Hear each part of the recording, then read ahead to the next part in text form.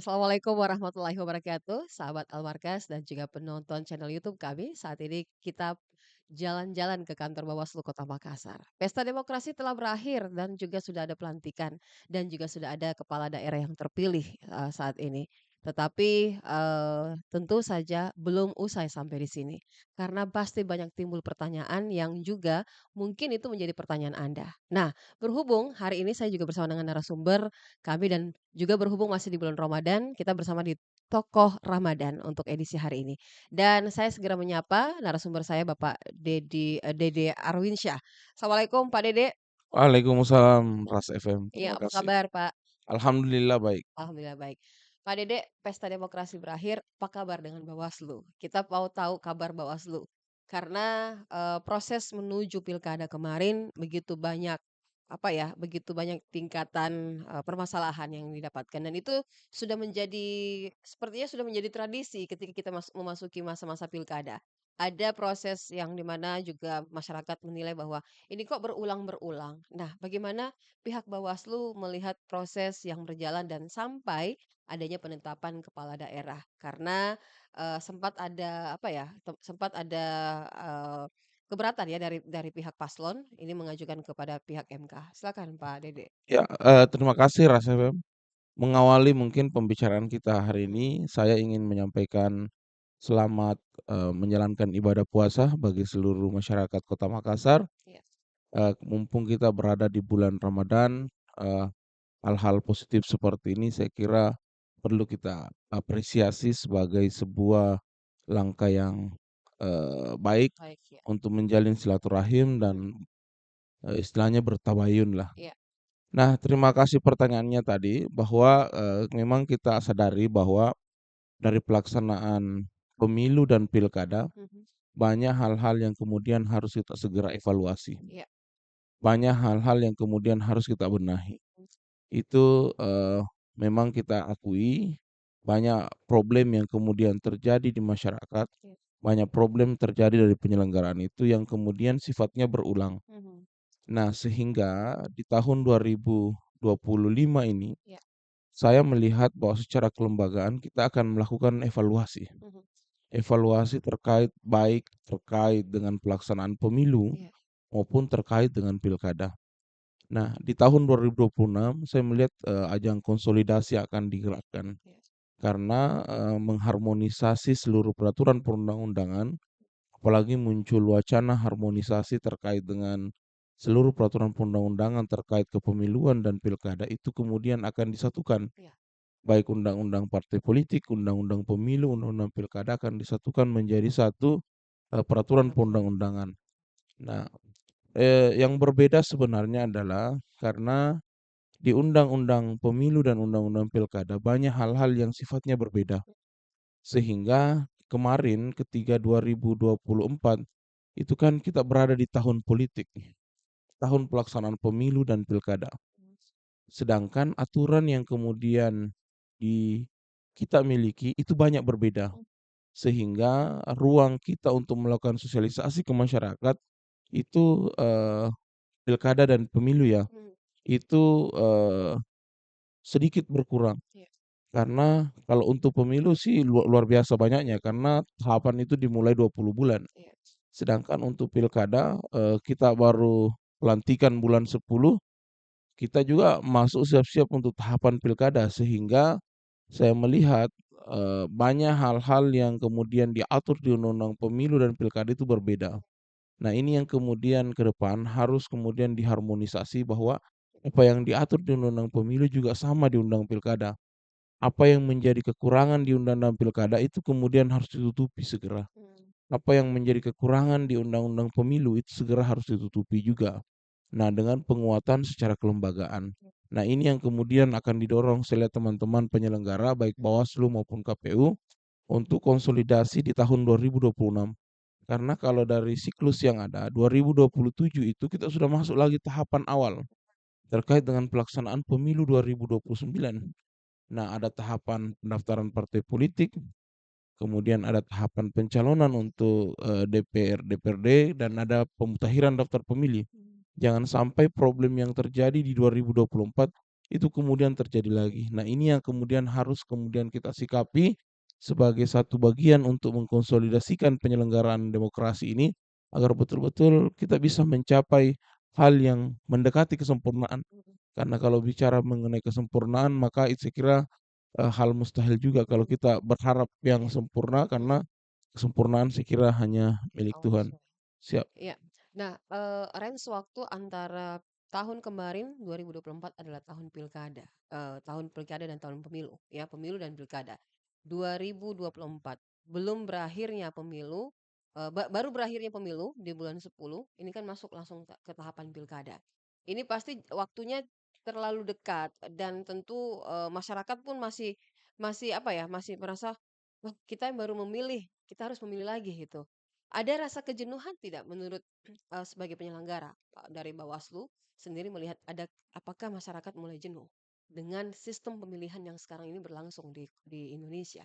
Karena kan kita tahu ada wacana yang beredar juga sampai saat ini bahwa kita kembalikan ke DPRD untuk menentukan siapa pemimpin, ke depan gitu. Karena kan wacana ini sebenarnya pernah dilakukan, bukan wacana sebenarnya karena sudah pernah dilakukan. Nah, kalau dikembalikan seperti model yang dulu, ini seperti apa ini? Silahkan Pak Dede. Saya kira kalau bicara kejenuhan bukan juga Bukan kejenuhan, kejenuhan. bukan Oke. kejenuhan. Mhm. Kalau saya melihat kenapa kemudian angka partisipasi di pilkada yang kemudian, Ya, selalu disorot, betul. ini sebenarnya kalau kita berkaca dari pilkada-pilkada sebelumnya, Mhm. justru 4 penyelenggaraan pilkada ini kita memang di Kota Makassar ini hanya berada di angka sekitar 50 sampai 60%. Itu stuck sampai situ? Iya, dari mulai 2018 kita berpilkada kolom kosong, Iya. 2014, 2018, kemudian di 2020 kemarin, dan 2024 ini, saya kira, kita hanya berada stuck di angka 50 sampai 60%. Tidak pernah tembus di angka 60. Paling, paling banter saya lihat kemarin data itu hanya berada di angka 59. Mmm, 59, 57, dan yang membedakan hanya koma-koma di belakang. mhm, Nah, sehingga saya melihat bahwa ini bukan persoalan kejenuhan sebenarnya.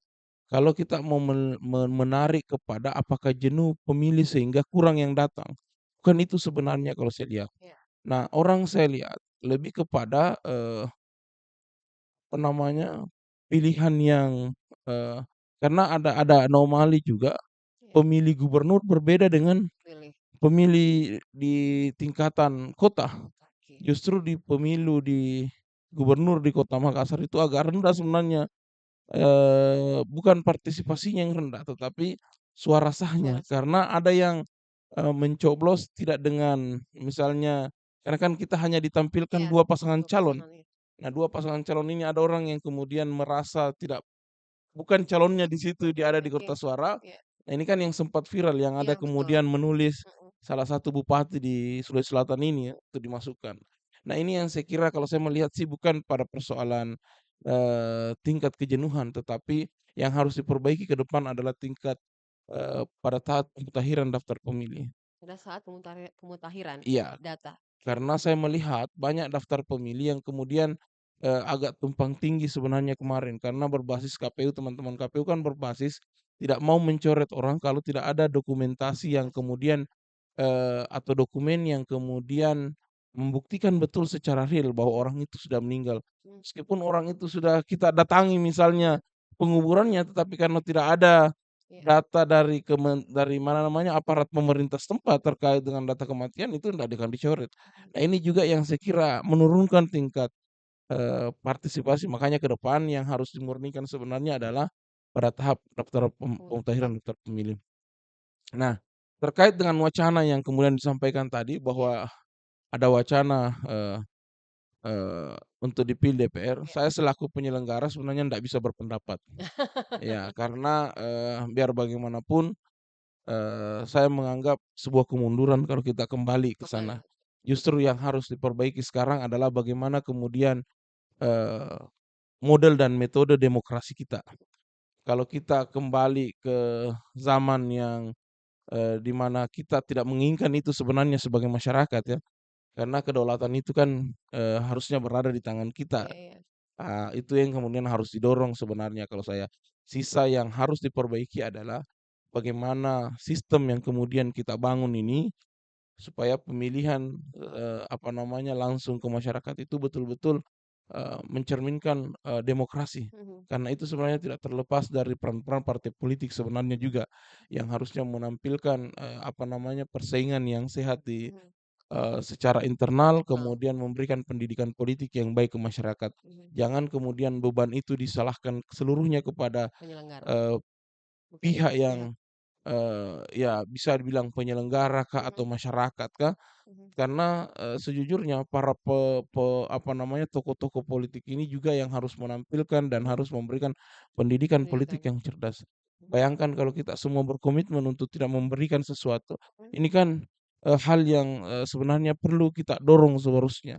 Nah, ini yang harus kita, sampaikan ke depan mhm, agar teman-teman, seluruh kita harus membangun, sistem sebenarnya yang bagaimana mencegah hal-hal yang sifatnya terjadi berulang mhm, untuk tidak terjadi lagi di 2029. iya. Pola itu kan sebenarnya sudah lama terjadi, Pak Dede. Kita lihat bahwa, pola yang dilakukan setiap momen pemilu maupun pilkada ada saja. Dan, pastinya Bawaslu sendiri sudah melakukan pengawasan itu.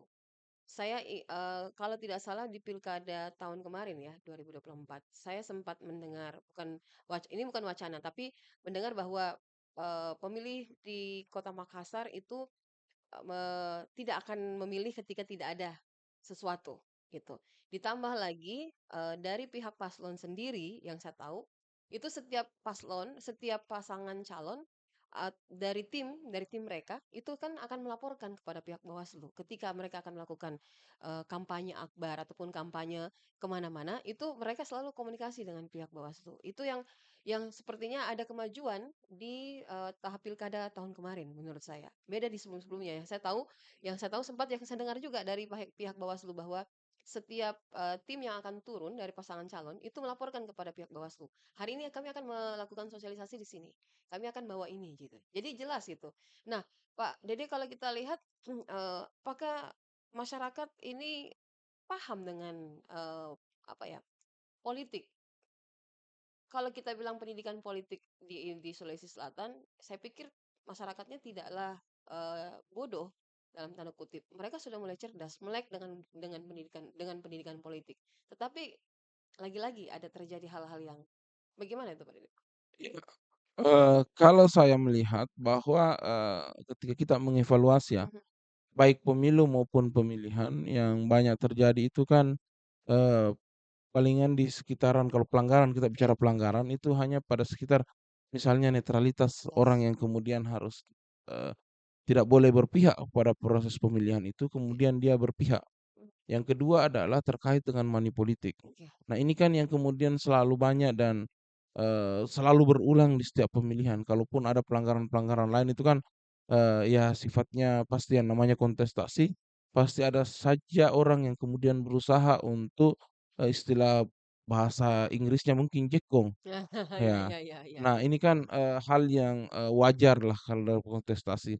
Nah, sisa apa yang kemudian sering terjadi ini yang harus dimitigasi. mmm, Misalnya tadi money politik. politik, Kalau saya kita harus bedakan antara pemilu dan pilkada.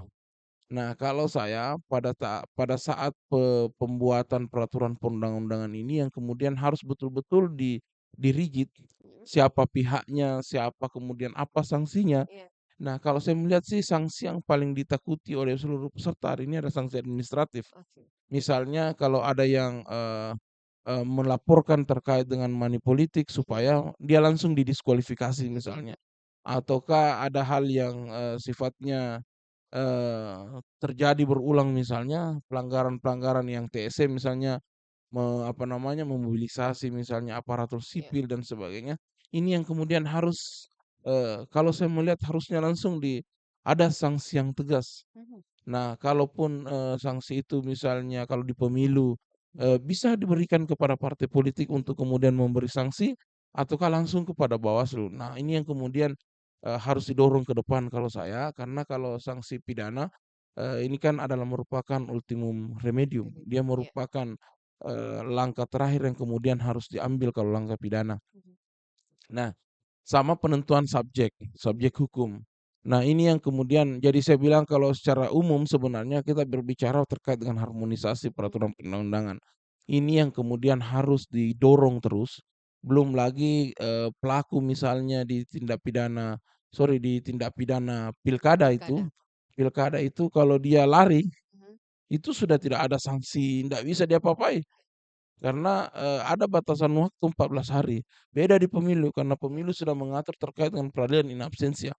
mmm, Peradilan terkait dengan ketidakhadiran. Jadi kalau biar kau tidak hadir, kau tetap bisa disidang di pengadilan, iya iya, bisa jatuhi vonis. mhm Nah, kalau jatuh vonis maka kau akan DPO.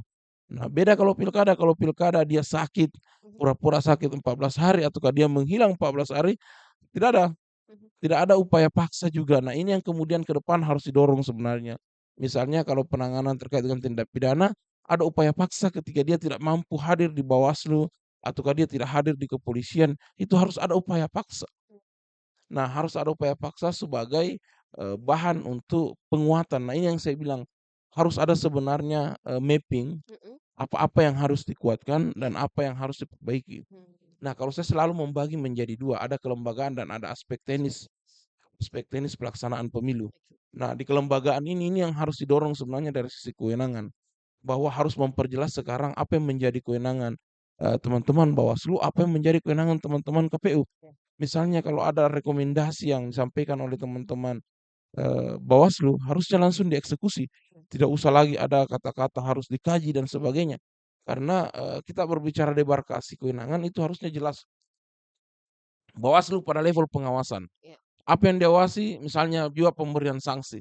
Nah, harusnya kami langsung pada wilayah pemberian sanksi. langsung, Nah, ini kayak misalnya, ada penyelenggara ad hoc teman-teman KPU, misalnya PPK, PPS, Panwascam, PKD yang melakukan.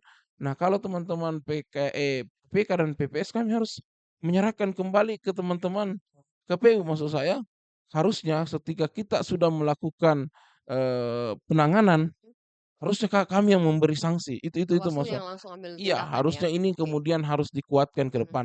Sama juga teman-teman ASN. mhm Nah, ketika ada yang misalnya melanggar terkait dengan netralitas, mhm, harusnya ketika kami menyatakan melanggar, kami kirim ke BKN hanya pada wilayah penjatuhan sanksi. mmm, Bukan lagi kemudian dikaji, diperiksa lagi itu orang. Ini kan sama dengan kerja 2 kali kita. oke, Nah, ini yang kemudian harus didorong semuanya. mhm, Karena saya melihat kalau terkait dengan pemilu dan pilkada, harapan terbesarnya masyarakat itu ada di bawah. mmm, Ada pengawasan itu selalu dilekatkan, selalu, euforia euforia, iya, ke apa namanya, terkait dengan kewenangan itu selalu dilekatkan kepada Bawaslu. Bahwa di mana Bawaslu di mana Bawaslu? Padahal di satu sisi, kewenangan yang kita miliki ini terbatas. iya iya iya, Nah, ini yang sebenarnya menjadi bahan evaluasi bagi kita kalau saya. mmm, Nah, itu dari sisi kelembagaan. Kalau dari sisi teknis teknis, penyelenggaraan kan ini kan, kita selalu berulang pada misalnya terkait dengan data pemilih, pemilih, iya, terkait dengan pencalonan kalau itu pilkada. Nah, terkait dengan misalnya teknis-teknis di TPS iya, yang baru-baru ini kan yang banyak terkait dengan daftar hadir. Nah, bagaimana kemudian ke depan diformulasikan bahwa untuk daftar hadir ini apakah melalui mekanisme scanning, scanning ya, karena kan masing-masing orang sekarang sudah punya, handphone. handphone, Nah, ini yang bisa mungkin dicoba ke depan terkait dengan scanning itu, barcode supaya ketika orang kemudian muncul fotonya bahwa dia betul datang memilih dan sebagainya.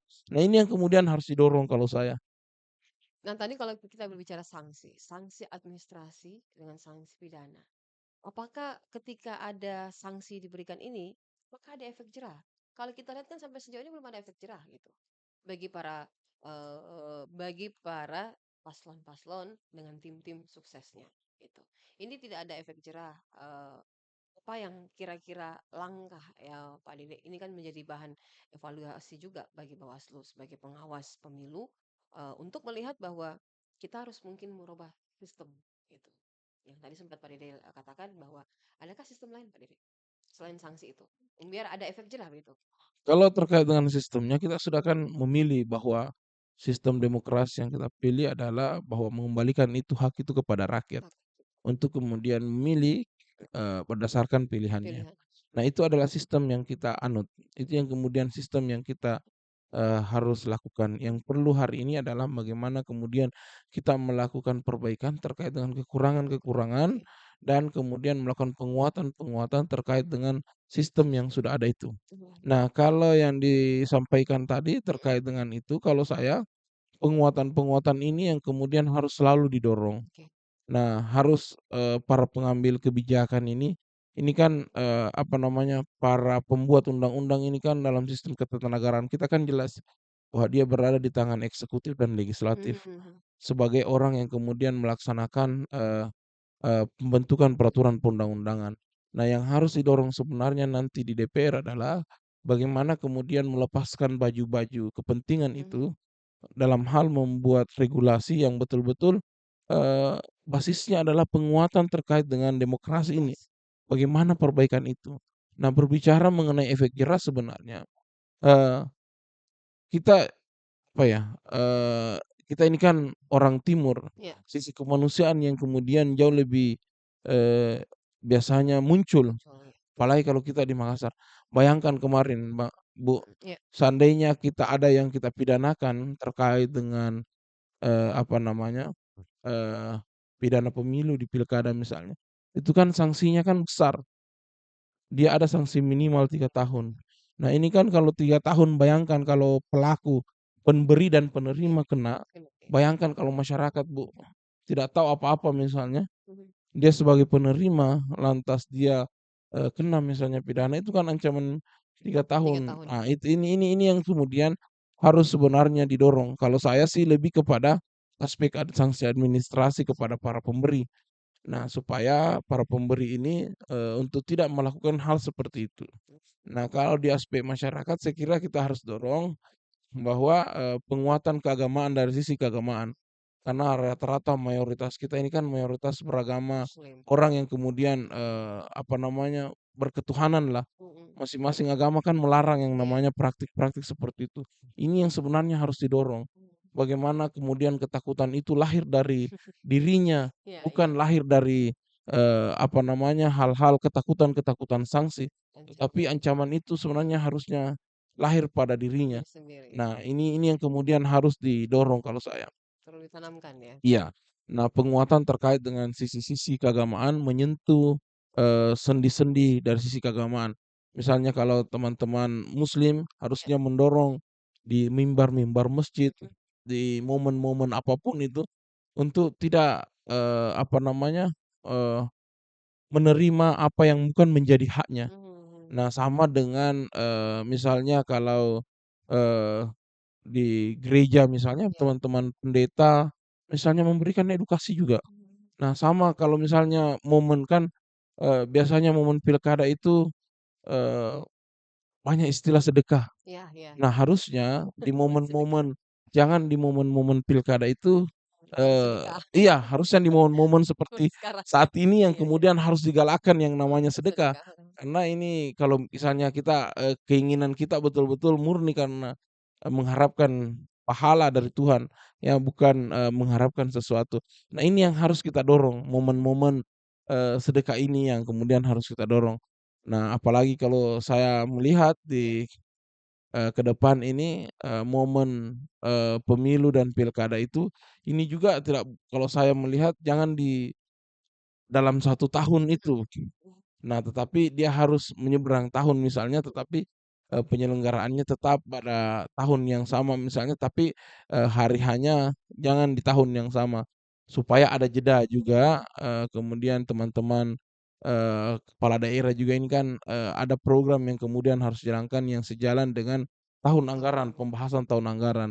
Nah, sama dengan sekarang kan mereka kemudian, menjalankan kegiatan ini teman-teman kepala daerah saya lihat yang terpilih ini menjalankan kegiatan itu menggunakan perencanaan wali kota atau misalnya Sebelumnya? kepala daerah sebelumnya. Mhm. Sehingga dia pasti butuh waktu untuk kemudian mengeksplorasi. Menyesuaikan. Nah, sehingga kalau saya melihat harusnya penentuan terkait dengan itu dilakukan pada saat kepala daerah ini, betul-betul berada di, tahapan itu. Nah, sama juga kalau saya melihat, harusnya teman-teman nanti itu tidak ada lagi, apa namanya, misalnya kita menentukan waktulah kapan, Mhm. misalnya berakhir kepala daerah agar pelaksanaan betul-betul pemerintahan juga dilaksanakan orang-orang netral. Nah, ya ini yang, apa wacana Pak terkait dengan RT RW ini kan RT/RW. kemudian, mengilhami juga, wah bagus juga ini. Mhm, Maksudnya masa orang yang mau bertanding kemudian, iya, di situ lagi. mhm, Nah, harusnya ke depan juga begitu kalau saya, supaya tidak ada lagi istilah incumbent, tidak mhm, ada istilah, yang pihak-pihak yang bisa kemudian menggerakkan ini. mengevaluasi, Nah, ini juga menjadi bahan soalnya. bentuk evaluasi. Iya.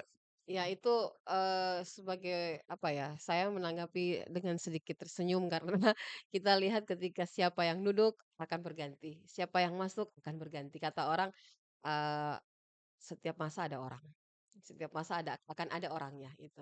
Nah itu kan sudah menjadi apa ya, akan menjadi setiap, menjadi tradisi di tempat di mungkin itu budaya Indonesia ya. Kalau saya bisa katakan itu seperti kayak budaya yang memang, berjalan sampai saat ini bahwa ketika kepala daerah itu duduk, siapapun itu akan berganti dan bergeser orang-orang. Kita tidak bisa pungkiri itu, tetapi ya apa yang disampaikan Pak Dede tadi, ya kita amini semoga itu bisa bisa terwujudkan ya. Kita berharap bahwa netralitas memang dibutuhkan, tetapi netralitas sekarang ini ya, jangankan, kita sebagai masyarakat awam ya, ASN saja itu melakukan pelanggaran yang mereka jelas-jelas menunjukkan pelanggaran dan tidak netral. Nah Pak Dede terkait dengan kita kembali soal pemutahiran data. Ada yang salah dengan pemutahiran data, 5 tahun. Ini data yang terpakai apakah data itu lagi kan tadi sudah dikatakan bahwa, tidak bisa langsung di apa ya, dihilangkan ketika tidak ada betul-betul, komunikasi dalam hal ini orang itu memang betul-betul sudah meninggal gitu. Data yang terpakai ini apakah masih menggunakan data BPS atau seperti apa? Apakah juga data BPS itu diperbarui apakah hanya 5 tahun sekali gitu?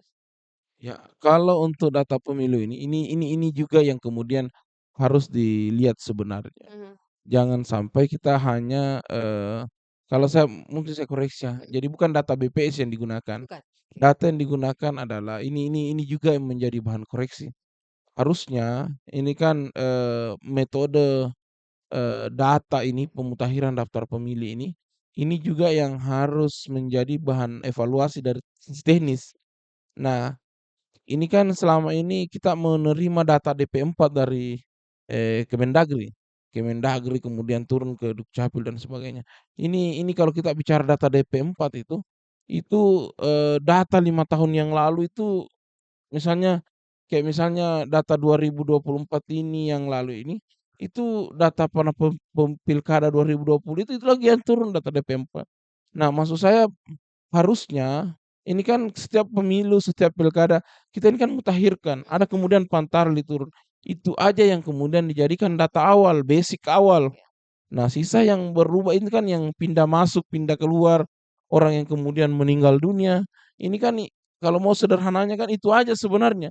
Itu aja yang dimutakhirkan turun, siapa yang meninggal di rumah ini, di pilkada misalnya atau pemilu yang lalu, ini aja yang dicatat sebenarnya. Ini juga menjadi, bahan bagi teman-teman kalau saya terkait dengan evaluasi itu iya, ke depan. Nah, apa sistem apa namanya, pemutakhiran yang kita lakukan.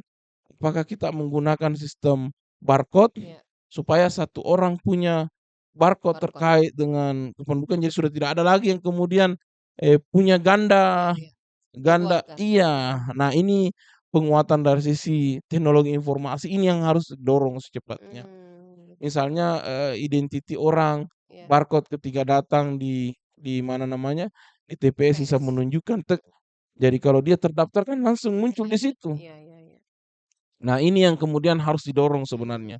Memastikan bahwa seluruh orang kemudian punya yang namanya, barcode. barcode, iya. Sisa, melihat misalnya, kalau misalnya dia datang, tidak membawa barcode, maka harus betul-betul melakukan verifikasi yang Mhm, nyata.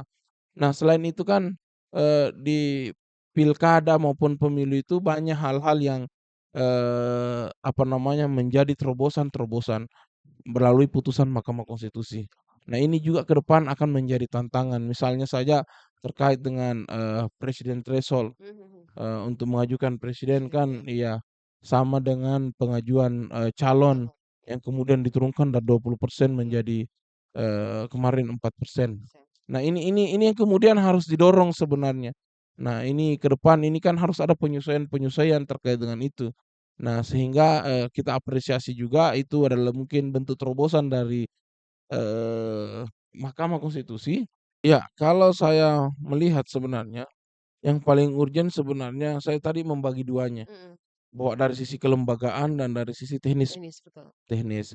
Nah, kalau dari sisi kelembagaan yang paling urgent adalah penguatan terkait dengan kewenangan kewenangan, dan demarkasi, kedudukan kedudukan. masing-masing lembaga. Mhm, Nah, misalnya DKPP juga harus jelas juga, mhm, jangan sampai, apa namanya, ada hal-hal yang kejadian sama iya, tetapi sanksi yang berbeda dari teman-teman DKPP. Nah, terkait dengan etik itu. mhm, Nah, iya iya, ini juga yang harus dijaga sebenarnya, marwah itu yang harus dijaga. Nah, selanjutnya terkait dengan teknis. mhm, Nah, kalau teknis misalnya kalau kita bicara, teknis penyelenggaraan maka kita akan berbicara terkait dengan tahapan. Misalnya di tahapan, pemutahiran daftar mutakhir, pemilih, mhm, ini kan kita tiap tahun ini, setiap kita berpemilu, iya kita selalu turun Pantarlih, iya, kita selalu turun kemudian, ini juga eksklusivitas data. iya iya iya, Ini juga yang kemudian harus menjadi, apa namanya, bahan evaluasi terkait dengan ego sektoral sektoral, lembaga sebenarnya.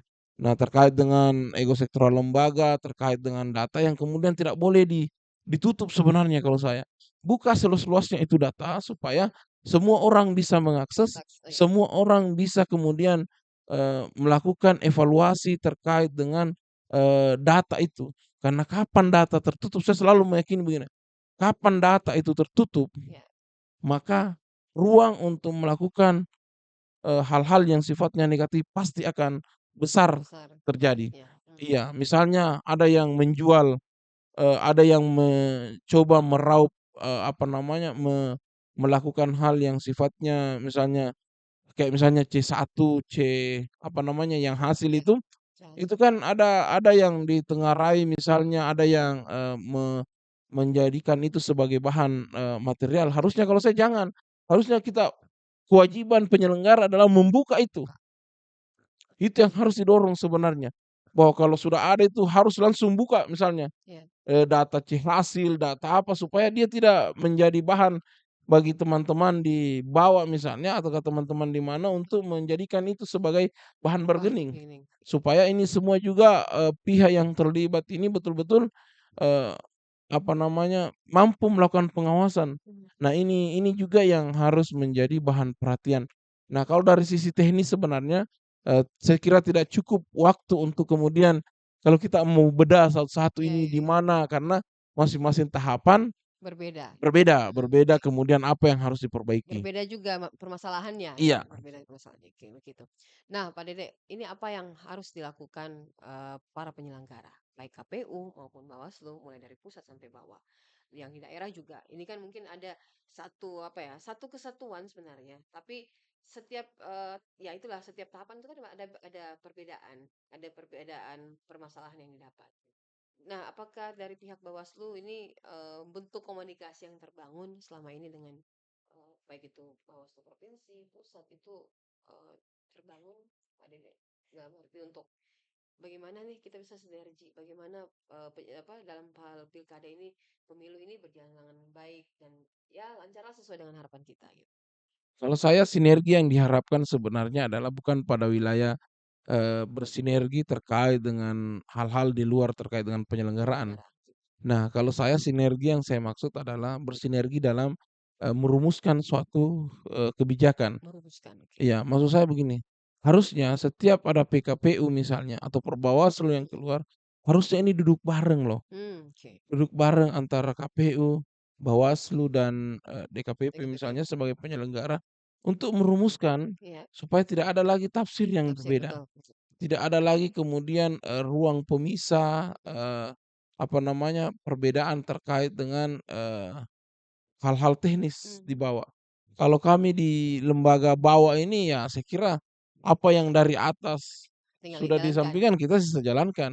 Nah, persoalan bagus tidaknya yang dihasilkan dari atas ya itu saya kira kembali kita yang kemudian harus, iya iya, bagaimana mengelaborasi itu, bagaimana melihat itu untuk kita jalankan di bawah. mmm, Nah, ini yang kemudian, apa namanya, harus menjadi evaluasi juga, bahwa harusnya ketika perumusan itu jangan dari bottom up, tapi harusnya dari bawah bawah, ke atas, jangan kemudian dari atas mmm. ke bawah maksud saya, bottom itu up ya. ya jangan dari atas ke bawah, Mhm, tetapi kita bottom harus up. harusnya dari bawah ke atas, informasi itu misalnya apa yang mau diperbaiki di tahapan ini. Mhm, Karena yang tahu persoalan di bawah ini kan, pasti teman-teman penyelenggara di bawah.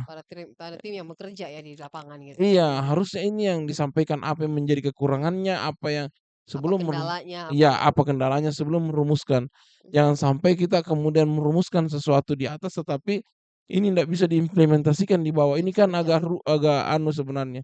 Nah, yang kedua, selanjutnya adalah terkait dengan daftar pemilih sebenarnya sederhana saja.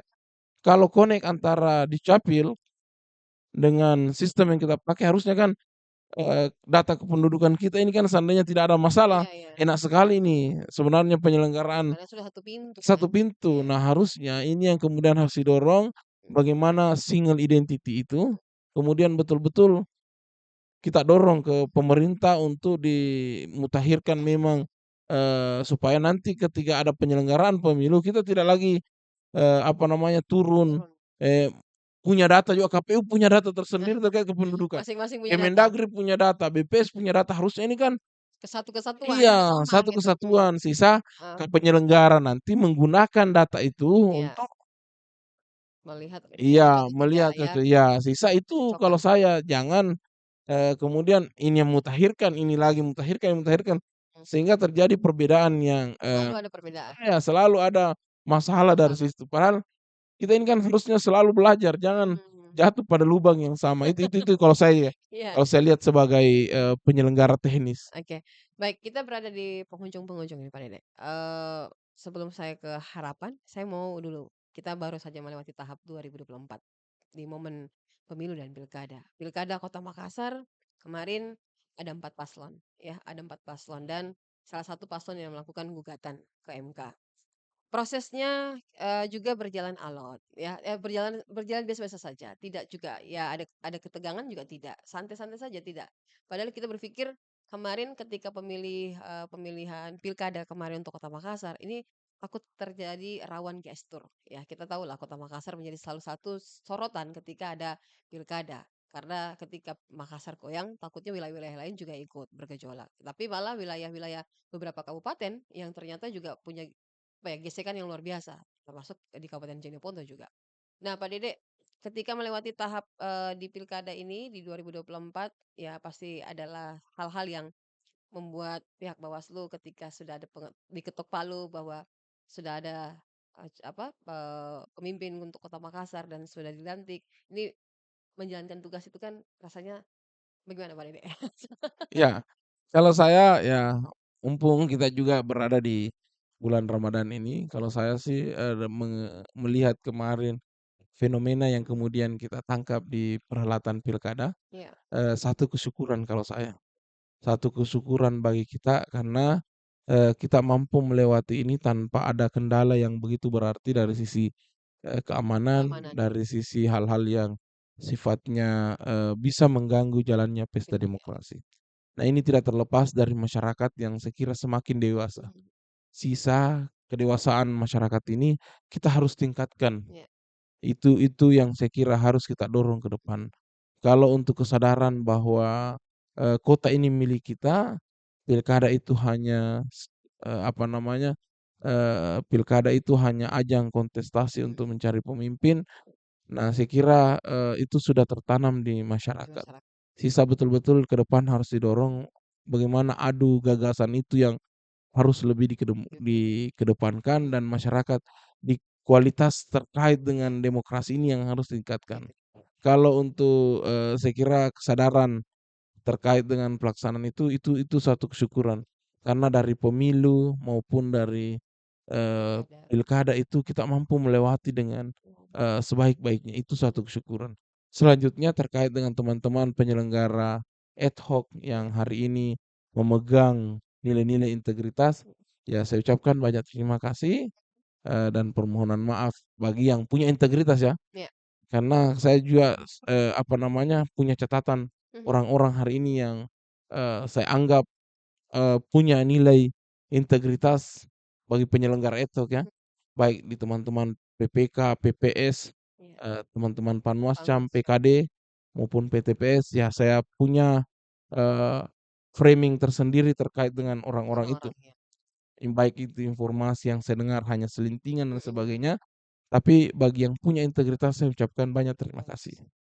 Nah, bagi yang tidak punya integritas itu akan menjadi catatan pribadi saya terkait dengan orang, Orang-orang. ya. Tapi, karena apa namanya, ini mungkin yang, satu kesyukuran kita ya, karena kita mampu melewati ini dengan baik tanpa ada gesekan. Gesekan. Kalaupun persoalan banyak yang masuk ke MK, saya kira kita harus maknai sebagai bentuk kesadaran, Mhm, eee, apa namanya, bentuk kesadaran para, calon kandidat kandidat. ini untuk menggunakan haknya, Mhm, karena itu adalah haknya untuk menguji. Nah, saya kira, itu kita kalau saya sih, saya tidak melihat sebagai hal yang negatif, mhm, tapi saya melihat sebagai hal yang positif positif. bahwa mungkin dia ingin menguji. Mhm, Karena ada haknya mereka untuk iya, mengajukan itu. iya, Jadi, iya. ya kita kalau saya sih selalu mengambil sisi positifnya, Mhm, bahwa mungkin ada pelajaran yang berharga dari situ, iya, yang perlu untuk kita perbaiki. mhm, Mungkin seandainya tidak ada gugatan itu, kita tidak tahu bahwa daftar hadir ini, mhm, menjadi sesuatu yang, apa namanya, perlu menjadi perhatian kita perhatian. ke depan. Mhm, Karena kan kita selama ini kan, yang namanya daftar hadir itu kan diabaikan aja, misalnya tanda diabaikan aja. tangan juga. Kayak misalnya kita sendiri kalau Mhm, kita datang kan, kita biasanya tidak pakai tanda tangan kita, iya, tetapi kita pakai paraf dan paruh ya. sebagainya. Rupanya ini menjadi, salah satu bentuk perhatian juga Perhatian, yang dibawa ke MK. Nah, ini yang ke depan harus kita dorong dorong. juga. Nah, ini yang harus kita dorong bagaimana untuk membuktikan bahwa orang itu betul-betul hadir. Hadir. Nah, ini saya kira saya selalu mengambil dari sisi positifnya, Mhm, dari apa yang kemudian dilakukan, bukan sisi negatifnya. iya, iya, iya. Bahwa ada banyak, apa namanya, banyak kecurangan dan sebagainya. Saya melihat bukan kecurangan, tapi, model penyempurnaan ke depan terkait dengan pesta demokrasi kita. Karena kalau mau, sempurna betul saya kira tidak ada. Mhm, Jangan berpikir bahwa orang yang tidak ada gugatannya di Mahkamah Konstitusi kemudian, sempurna iya, melaksanakan pemilihan, bukan, jangan jangan berkaca iya, iya. begitu. Harusnya kita harus melihat secara terbalik bahwa kalau ada orang yang mengajukan Iya, berarti ada nilai perbaikan yang harus kita lakukan ke depan lakukan. sebagai penyelenggara pemilu, itu mungkin kalau saya. Oke. Baik, terima kasih banyak Pak Dede sudah meluangkan waktunya pagi hari ini. Evaluasi terkait dengan, proses jalannya mulai dari pemilu, pilkada ini juga akan dilakukan oleh teman-teman penyelenggara, baik Bawaslu maupun juga KPU. Dan saya pikir, apa yang menjadi harapan Pak Dede juga menjadi harapan semua orang ya, menjadi harapan semua kita juga bahwa pilkada ke depan ya 2029 ya, 2029 ya? Itu akan berjalan lebih baik lagi dibanding tahun ini ya karena, satu proses ketika melewati proses di MK itu sudah biasa. Teman-teman penyelenggara juga merasa itu hal biasa. Apalagi ditekankan bahwa mereka punya hak ya, mereka punya hak dan artinya masyarakat pun sudah mulai paham tentang politik atau seperti apa dunia politik. Kita berharap bahwa, kepala daerah yang terpilih, baik itu yang ada di Kota Makassar, di Sulawesi Selatan, di kabupaten-kabupaten maupun di Indonesia yang sudah terlantik, kita banyak harapan besar yang diberikan oleh masyarakat. Harapan itu tentu ya berharap bahwa mereka bisa menjalankan janji-janji politik ya. Terima kasih Pak Dede atas waktunya Terima bersama dengan kasih. kami. Semoga segala tugas-tugasnya berjalan dengan lancar lagi ya. Masuk di ini belum berakhir ya karena setelah itu akan ada tahap lagi ya, ada tahap pemutahiran data lagi ya. Baik, terima kasih sekali lagi. Assalamualaikum warahmatullahi wabarakatuh. Selamat